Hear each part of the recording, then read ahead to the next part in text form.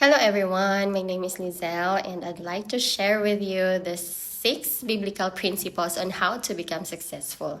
Success, according to the Bible, is different from the world's definition. The world often measures success by fame, by money, by power, but biblically, success is measured by faithfulness, obedience, and living in alignment with God's will.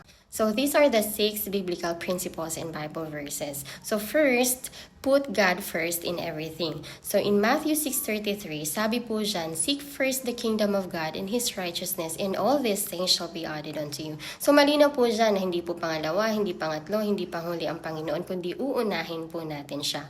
Success starts when we prioritize God over our career, over our wealth, over our goals, over our everything. Uunahin po natin si Lord. Second, obey God's word. In Joshua 1:8, sabi po dito, keep this book of the law always on your lips, meditate on it day and night, so that you may be careful to do everything written in it. Then you will be prosperous and successful. So read the Bible every day and meditate the word day and night po. So kung ano po ang nakasulat sa Bible, yun daw po ang ating susundin. Third, work diligently with integrity. So, ibig sabihin po, maging masipag po tayo at kailangan honest po tayo dun sa ginagawa natin. In Proverbs 10 verse 4, sabi po dito, lazy hands make for poverty, but diligent hands bring wealth. So, ang katamaran daw po ay nagpapahirap at ang kasipagan ay nagpapayaman. In Colossians 3 verse 23, sabi po dito,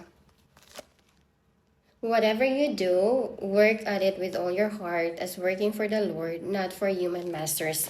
So lahat daw po ng ating gagawin ay gagawin po natin sa Panginoon. So hard work plus honesty equals God's blessings.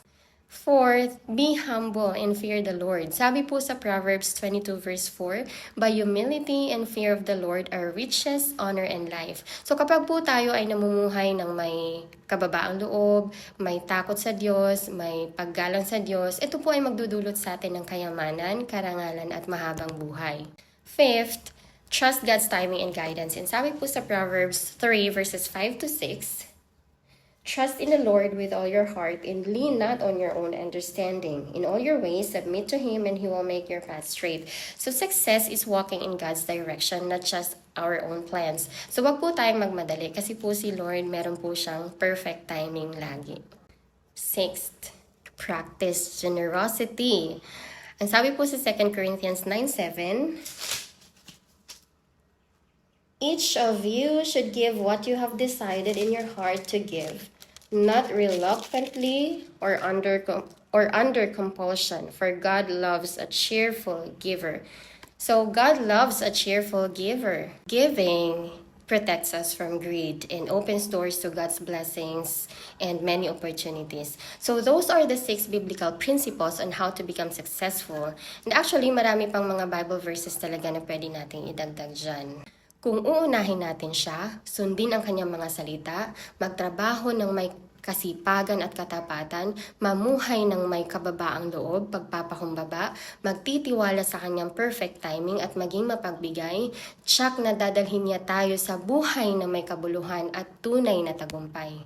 So mga kapatid, nakita natin na ang tunay na tagumpay ay hindi nakabase sa pera, posisyon, kasikatan, kundi sa pananampalataya at pagsunod sa Diyos.